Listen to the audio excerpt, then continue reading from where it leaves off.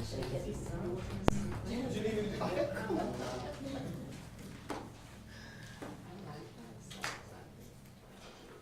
know, once you get a affinity form, you just.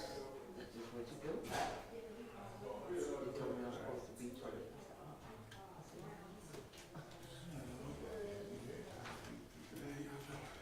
Several times, except for the change.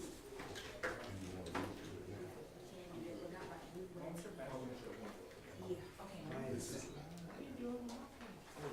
Branson.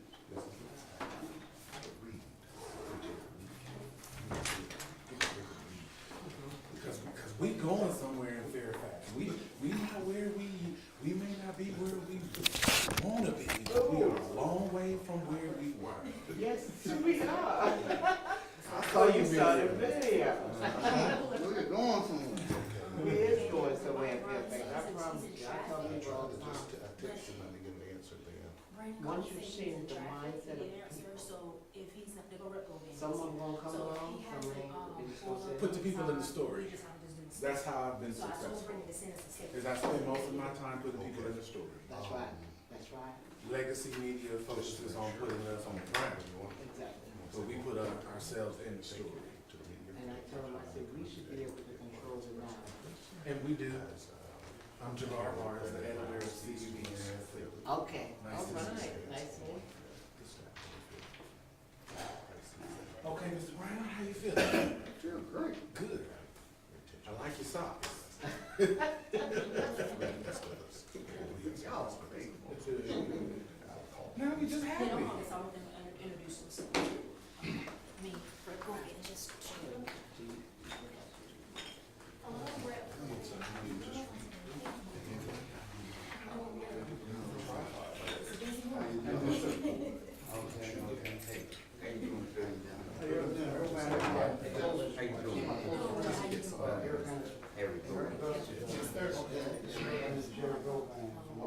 His daughter is attending class.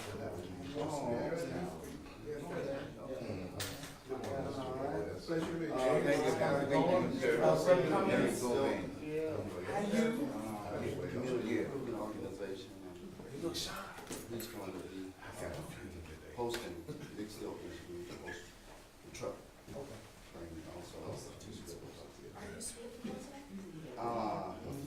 Okay, so we're gonna have you speak. You can't see the So Brian's gonna open us up, and then from there we got Councilwoman Smart, then we have Mike Brown from Sustaining Labor's gonna speak, and then after Mike Brown, we will go and speak. Sustaining Labor. Yeah, I need to get. He's not here yet, he's on the way. I believe it, I think it'll make a good production. Yeah, sister said, she worked in the state college, she was a teacher for the last 30 years. Oh. Her brother, Marvel, he What do you use here? Okay. Oh, I use a couple of things. I use Ozzy. It's like a purple. It's like a kangaroo. Ozzy vegan conditioner. North Carolina. Yeah, oh wait, let me show you a picture of it. Because yeah, there's only certain products that are working in my hair. Baby, because and curl. Even, and now that the humidity is gone, well, first of all, let's talk about the humidity. It'll have you look like a chia pet by now. Right. But then, now Okay, that it's so really dry, it's that I've never brand. seen that. I used to use that one. Yeah. Yeah, I use like the curl top for my hair, like it looks the, like not your mother's. Oh, I've heard of that. It works best for you. I've also used Carol's daughter, but I've heard. But they bought her out. Yeah, that's what I'm saying. I stopped It's got using a it. lot of preservatives in it. That's My right. hair does not like it. This is the most hair I've had on my head in years. Because it is actually growing. Thank you, but finding something that's hydrated, Right. it's hard. And now that the humidity is gone, it's dry. Yeah, because of the air. I use Ozzy, it's the moist one. So I use it, not the, they have a volume one, so I don't need that. But I use the No. moist one, and I just make sure I saturate my hair. I'm Do you still, wear a butter yeah. to bed? It depends, sometimes I don't. Well, when I don't wear the butter, I look a fool. Women could have told me a long time ago. Dr. Just Pierce, put put a bonnet on your head. Right, especially if I wash my hair, yeah, The bonnet saves you. yes, yes. Or like, or you have silk pillowcase. I can do it. We say in the old church, keep it hot, brewed, I'm still praying for one. How y'all doing? I'm probably used to watch box. How you doing? One minute, I'm gonna get started, so Okay. I just wanna make sure y'all all set up. Yeah, we're good.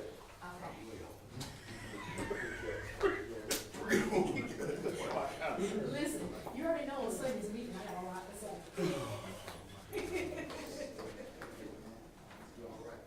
All right, we'll start in 1 minute, okay? In 1 minute, okay.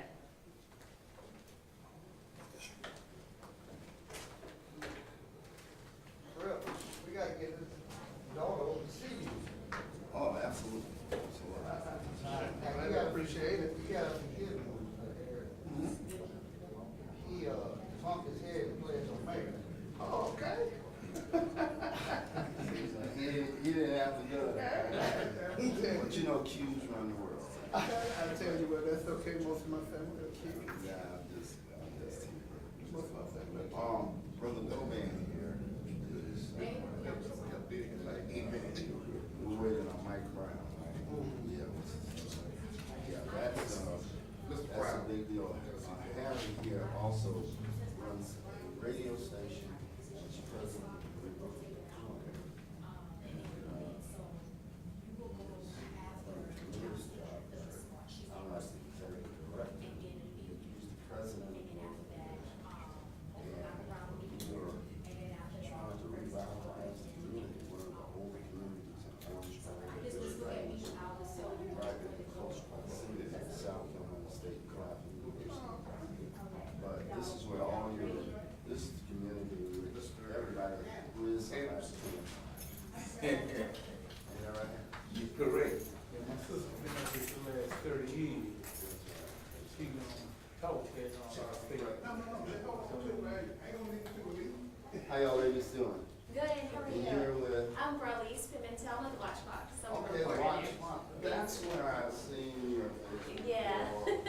Well, It's a pleasure to meet you, thank you. Yeah, how things going on at Watch? It's good, good. I love my team. Are you familiar with Celeste? Yeah, Yeah. yeah. Y'all covered one of my town halls down in Orangeville. Oh, okay, yeah. It was,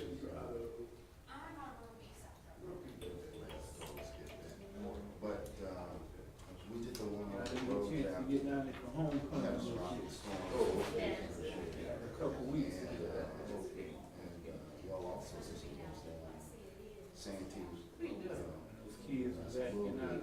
Yeah. We've had always had a good relationship. Yes, yes. I love my team over there.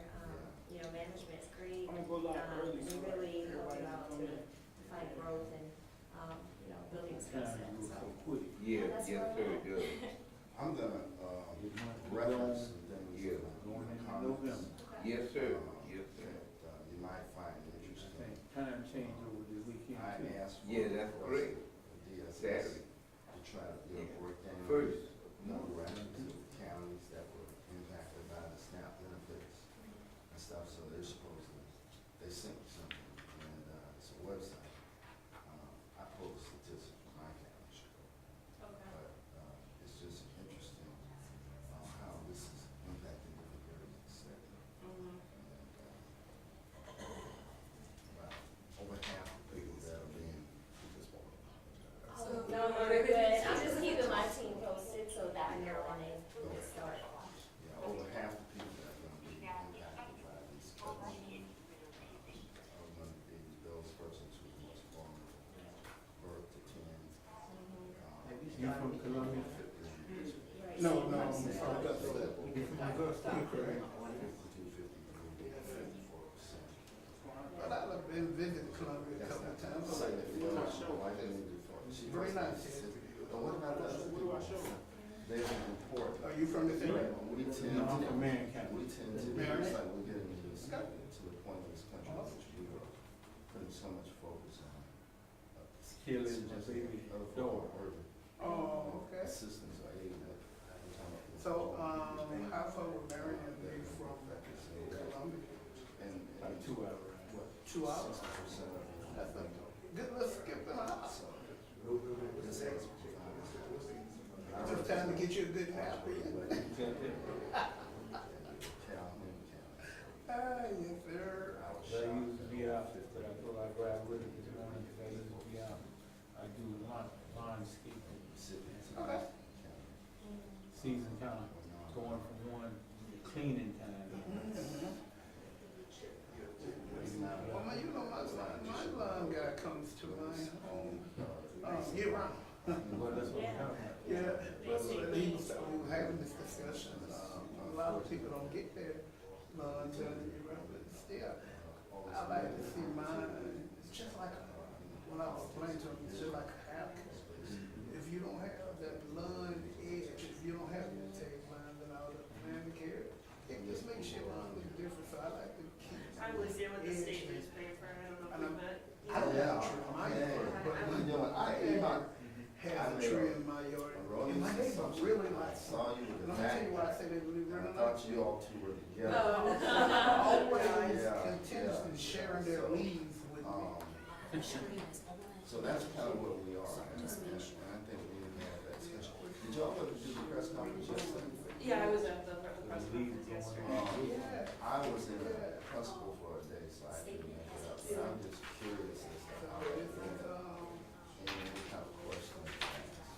I think they, your colleagues kind of went over what they wanted from Congress to kind of make a deal on how to fund SNAP and then for That's your son. That's one of them. different options that the state government. My mom has legislators 6 boys. People Not a kind single of sister. I have 5. what options were available. You have 5 granddaughters? State of emergency. She can't, she not lived long enough to see any grandchildren, but my brother But has 2 there, girls. the governor could But she potentially can't try to have a girl. money or. It just or didn't no work. emergency funds, which he said that. Kept trying to have a girl. Eventually, she became comfortable being the only one. But you have Kind of limited. All right, everybody, we're about to go ahead and get started, so I need, I'm gonna propose that we try to address, maybe do a task. for the speakers who wanna speak, just look at me and I'll, to know who to go next, but after Roger, you go up and, I'll take the cue.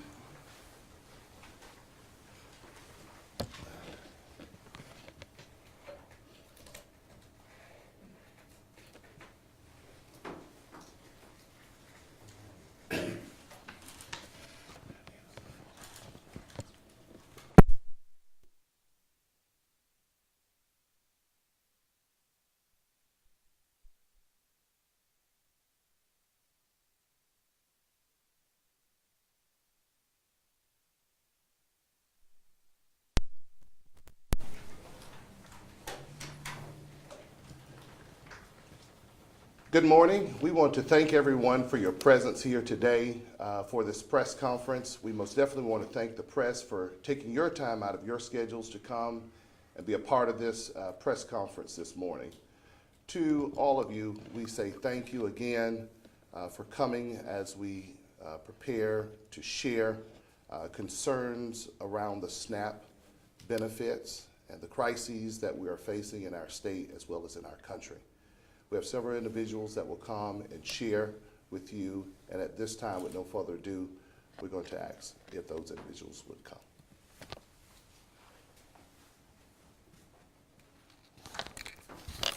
Good morning. My name is Councilwoman Phyllis Smart, and I bring you greetings from the town of Fairfax and the county of Allendale. I'm so proud to stand here this morning with this coalition that I'm a part of, with partners and leaders from all across the state that care deeply about our citizens, our people. I'm the executive director of a Smart Box. I know firsthand what hunger looks like.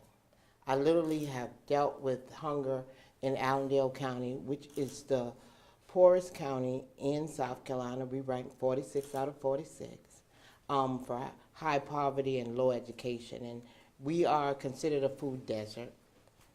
So firsthand, I know what it looks like because every month I'm feeding about 1,200 families. That's children, that's older folks, that's younger folks, but we are feeding 1,200 families every month.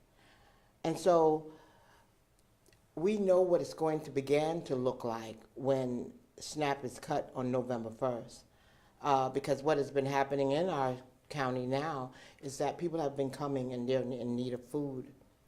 So this thing is growing, and it's growing fast.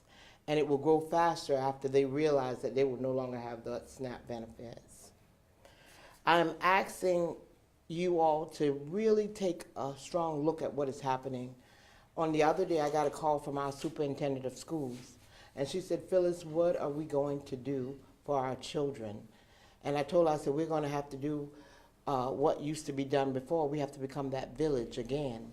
And in becoming that village, if it takes the time for us to be able to pack sandwiches and snacks and juices and send them home every day, that's what we're going to have to do. We heard from our federal prison in Esther. In 2021, we literally, we serviced the Esther prison because the workers did not have food, and we did a drive for them. And we're going to do a drive for them again on November 1st. And you have to think about it. These people are not able to put food on their tables because they're not getting paid. The faces behind these headlines are real people. They're real families. That's why I want to take up a moment to lift up a leader who just didn't talk about doing something. He did it. I think that's why we might get along so well and we have good conversation, because that's how I am. I don't talk about it. I literally do it. And Brandon Brown is doing it. He's taking the initiative to go across South Carolina and be able to help the people. It is not just politics for him. It is the people that he's truly concerned about. And that is what moves my heart towards Mr. Brown, because he's been focused this whole time on making a difference. He's no longer just thinking about the problems, but he's finding solutions. And food is one of the greatest things that has ever been. I heard Pastor Bishop T.D. Jakes say that the most greatest ministries started over a dinner table. So they started over food. And he understands that we can't wait for Washington to act. We have to act now. We have to do something our own selves. So to tell you the truth, Brennan has put together an army of people to be able to come together and tackle this problem. I'm so thankful that he chose me to be a part of this. This is the kind of leadership we need in South Carolina. We need someone that's going to attack it straight on. We don't need to constantly complain about things, but we definitely have to make things happen in South Carolina. Because Brandon's vision and this incredible coalition, we will expect between 150 to 200 people to receive groceries in my city of Fairfax this weekend, November 1st. And that's just the beginning. Our coalition is scheduled to do distributions in 7 locations across the state, from Anderson County to Jasper and to Orangeburg to Chester. This is about feeding families, restoring hope to people, and reminding them that somebody still cares, and that person is Brandon Brown. I'm proud to stand with Mr. Brandon Brown. I'm proud to be a part of this coalition because I believe in you, and I know that the people believe in you as well. You are our modern day Nehemiah. You're doing a good work, and you cannot afford to come down. We thank you, and may God bless you, and may he keep you. May he bless every volunteer. May he bless every family that comes in contact with us as we go on this journey together. I thank you so much, Mr. Brandon Brown.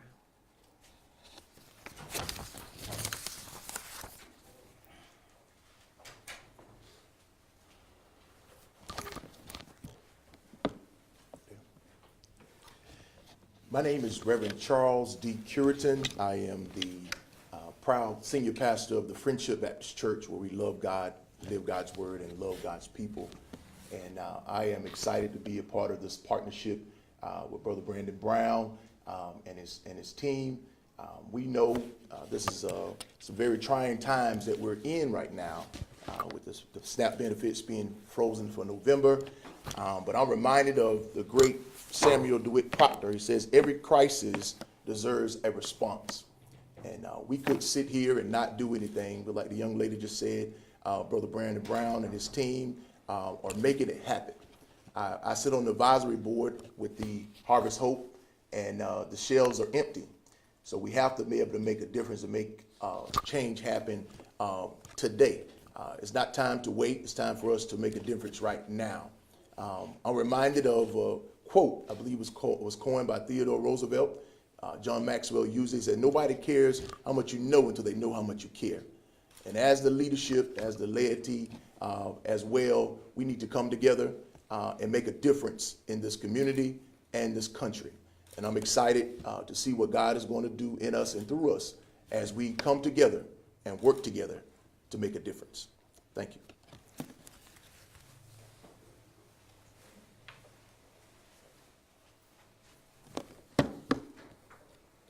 One of our key partners, Michael Brown, is not able to be here this morning.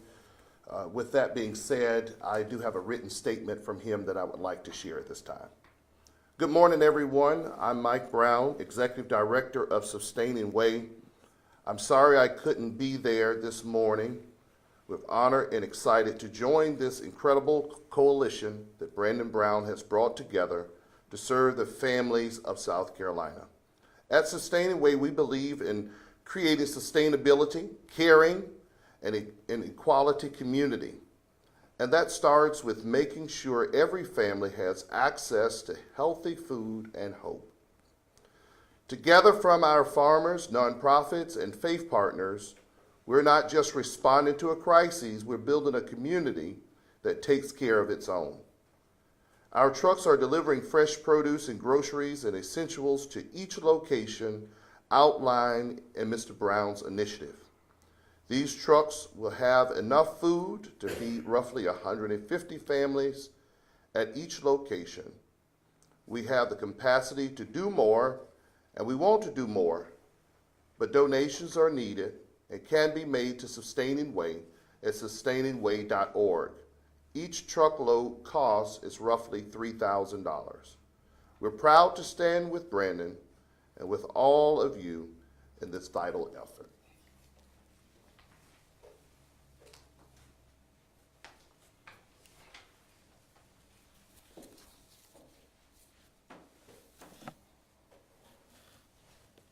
Good morning.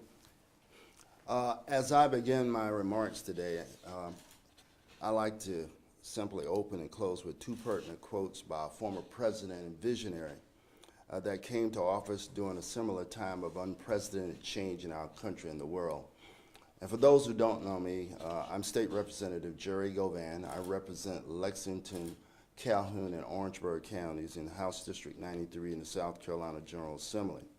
But I'm here also in the capacity as the Executive Director of the Nick Stilton Community Improvement Organization, and I'm proud to say I have the President of the organization, Mr. Harry Govan, who is with me today. That individual's name that I referred to was John F. Kennedy, and this is what he said: if a free society cannot help the many who are poor, it cannot save the few who are rich. On this past Tuesday, Governor McMaster announced plans to activate the One South Carolina Fund in a response to address the looming food crisis as a result of the anticipated loss of SNAP benefits beginning in November. Now, considering the fact that this amounts to approximately $102 to $106 million per month, it goes on to say that considering the emergency appeal in response to Hurricane Helene, if we compare it with that in that particular crisis, only $6 million was raised and only $4 million was distributed. We can reasonably assume, as a result of that certainly this will not be enough in terms of addressing the need, because there are 269,383 households That's some 560,000 plus clients across South Carolina that have need of this service. That is why I think it's important that we look at everything from logistics to financial resources and look at our own internal processes as a state of South Carolina and as a General Assembly that will allow us to pull together a more effective response in the future for not only this need, but also in any potential disasters to come. It's important that, not only important, but imperative that we collaborate to provide assistance to those who need it most, in need of risk, who are at risk for hunger for a variety of reasons, of which over the half are the most vulnerable in terms of our society, which are very young and elderly, those who are over the age of 51 years of age, when it comes to addressing their nutritional needs. That is why I took the time to look into my own counties that I represent. And I found some startling information, and by the way, this information, I requested it, and I was happy to receive it from our Department of Social Services for the 3 counties that I represent. But I invite my colleagues all across the state of South Carolina. You can go and click on any county, and they'll give you a breakdown of who receives SNAP benefits. And the reason why this is important, I think it's about time we stop playing politics with the needs of the people. In the counties I represent, we have 12,061 households that will be affected in Lexington County alone. In Orangeburg, it'll be 8,348 households that will be affected because of the SNAP cuts. In Calhoun County, 1,025, out of a state which will have over 269,383. But when you break down the numbers and look at the number of folk affected in terms of clients, of the 26,423 clients in Lexington County, 8,000 of them plus are below the age of 10 or younger, and 5,345 of them are elderly or over the age of 51. When you break it down according to gender, 60% are female, and I'll just round up these numbers very quickly. African Americans, 40%, 39.3. Caucasian Americans, 55.78%.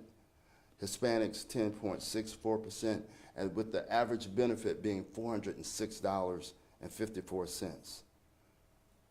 This is amazing. When you look at Orangeburg, you're talking about 16,000 clients. 4,538 of them are below the age of 10 years of age. 51 or older, 4,266. Majority, again, 61% female, 38% male, and of course, in terms of race and Hispanic, looking at race, 78% are black, 20% white, and 1.98% Hispanics. Calhoun, over 1,000 households. Clients, 1,979 individuals. Birth to 10, 500. Those who are over the age of 51, 590. 58% female, 41% male, 66% African American, 32% white, 1.72% Hispanic, with a benefit of $342.97. Ladies and gentlemen, the numbers speak for themselves, and what it tells us is that this is not a black problem or white problem. It's about the haves and the have-nots, and that there are needs all across the state of South Carolina. That is why we cannot stand by and wait on the solution from Washington to solve the problem, because I almost can guarantee you for a fact that no member of Congress nor the president will ever have a second thought about going hungry or having to meet their health or nutritional needs. We should have a moral and ethical obligation in this country, the wealthiest country in the world, to ensure certain basic needs that are met, and it needs to be about people and not politics. As such, we, the members of the Nick Stilton Road Community Improvement Organization, are willing to assist in supporting the distribution of food to those of need in our area, and are happy and proud to join this coalition. And I want to thank Brandon Brown for contacting us and having the discussion and finding us a way to assist those of most need in our community. Not only are we willing to make that commitment, we are working with the Faith Group for Action, Ministerial Alliance, individuals in the community, and Brandon, and I want those to know that my wife and I are also pledging $1,000 towards the purchase, going towards the purchase of the truck that will come in to provide the food to individuals of need in our community. On behalf of the leadership, we again want to thank you for your assistance in making this possible as we move together another step forward in addressing the needs to achieve our goal of revitalizing our community. I want to end my remarks with this thought. One person can make a difference, and everyone should try. John F. Kennedy, Jr. Thank you.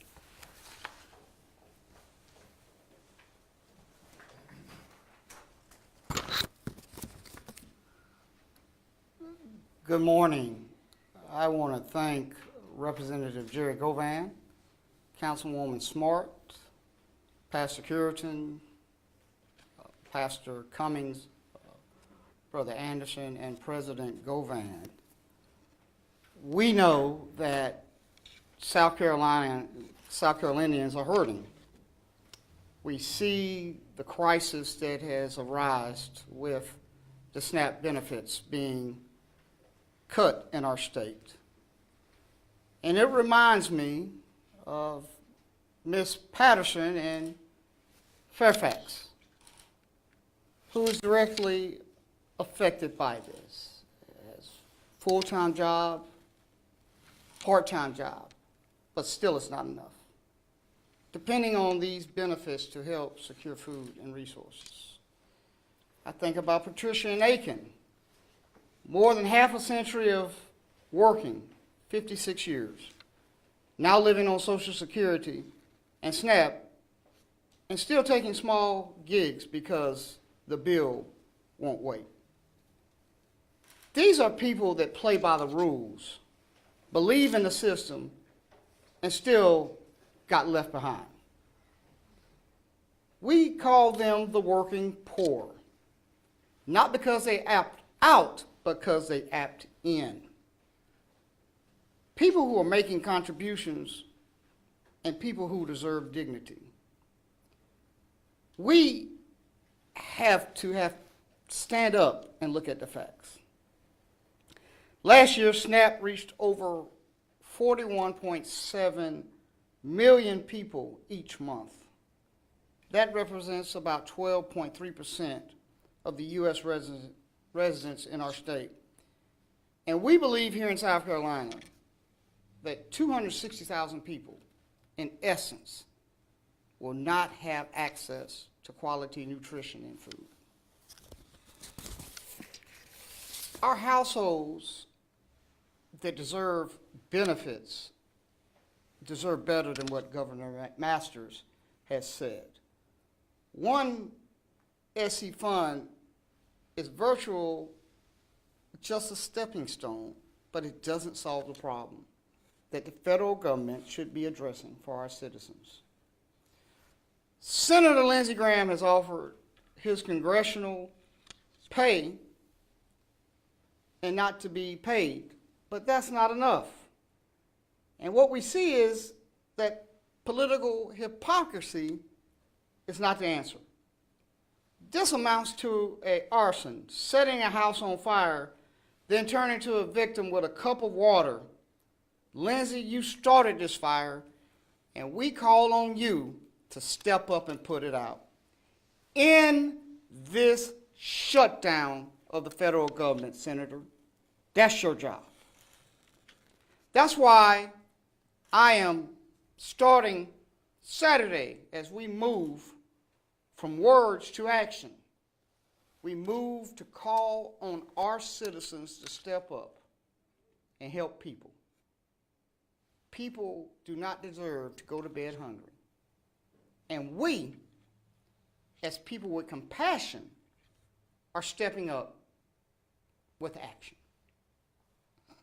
I am so proud to partner with Sustaining Way, the Smart Box, and a broader coalition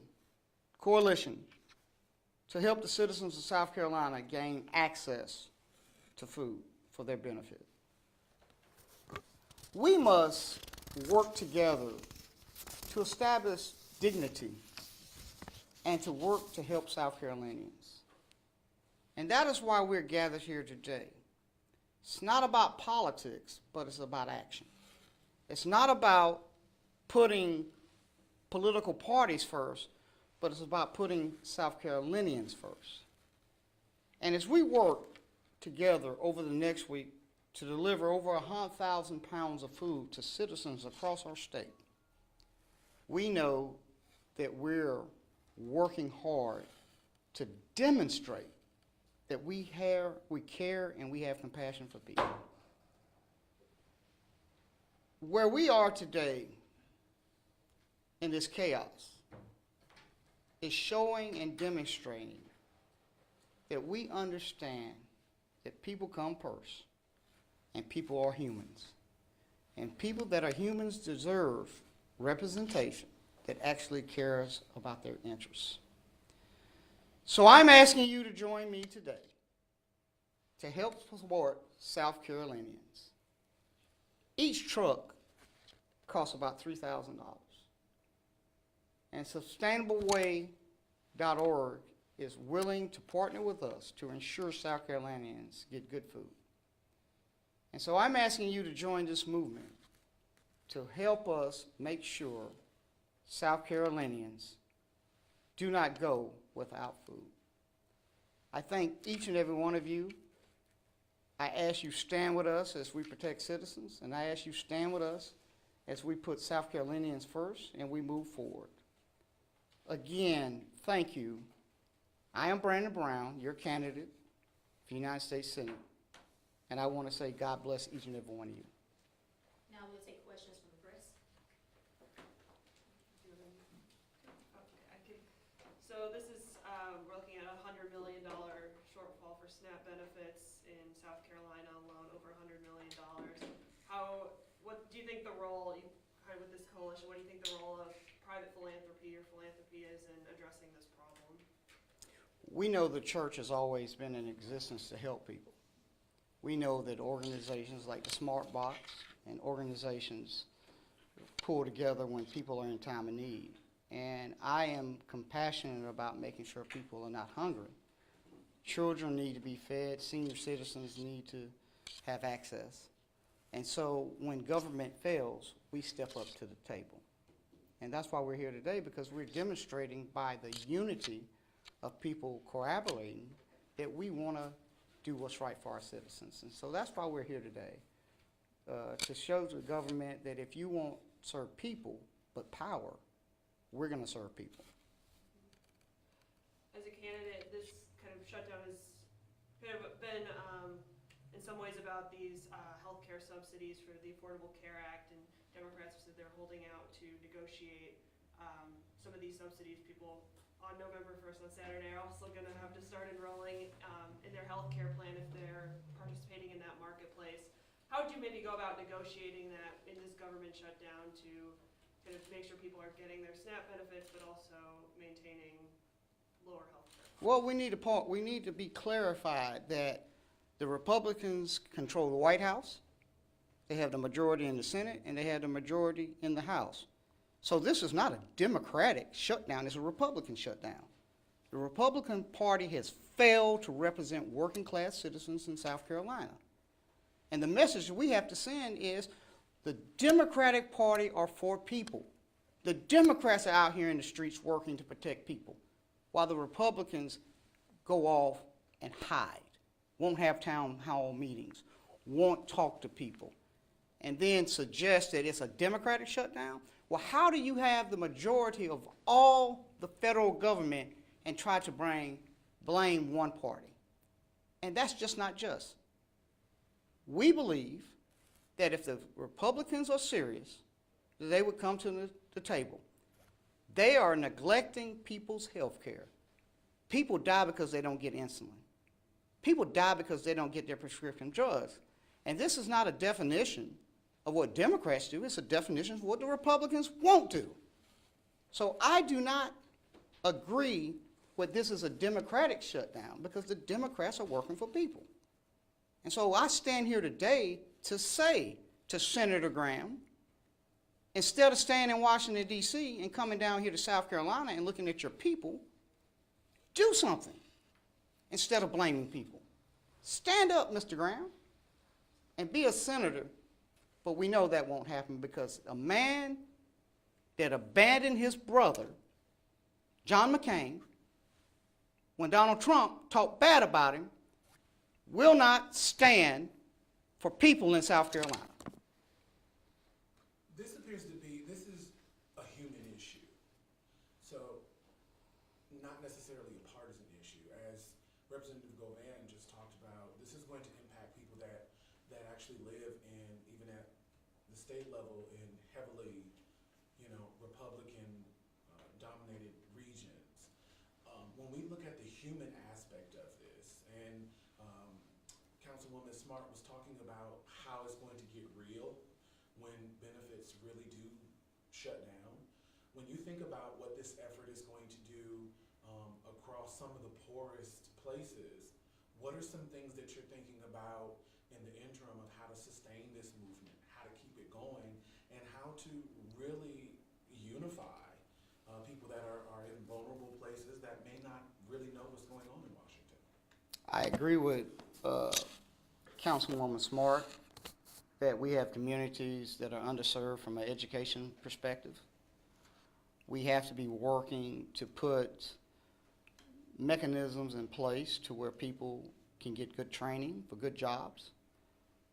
People want a good household, they want good food, and they want to have the ability to sustain their family.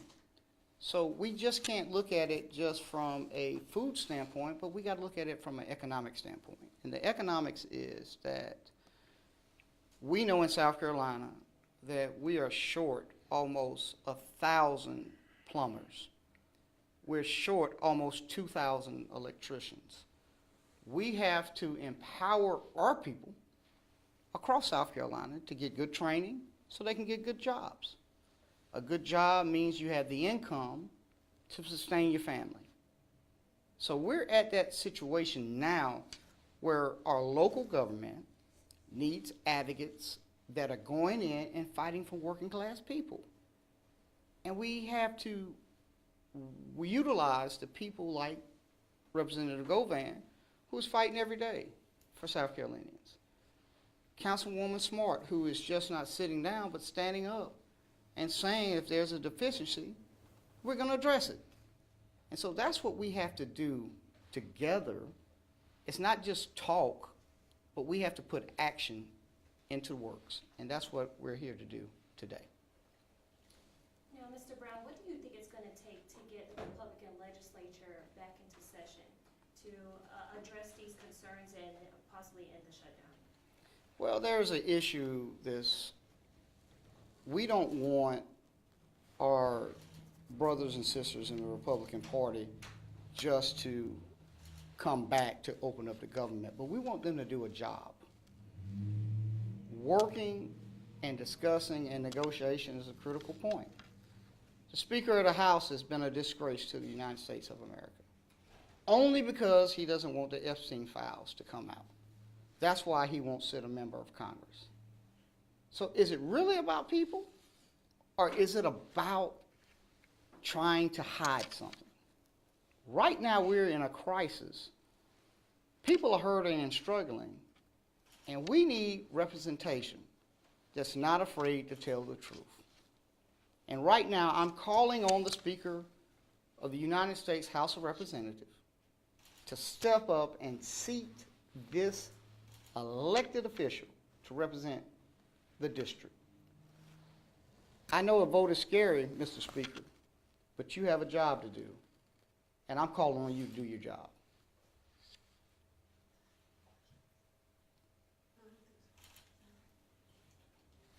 I want to thank the members of the press to be here today.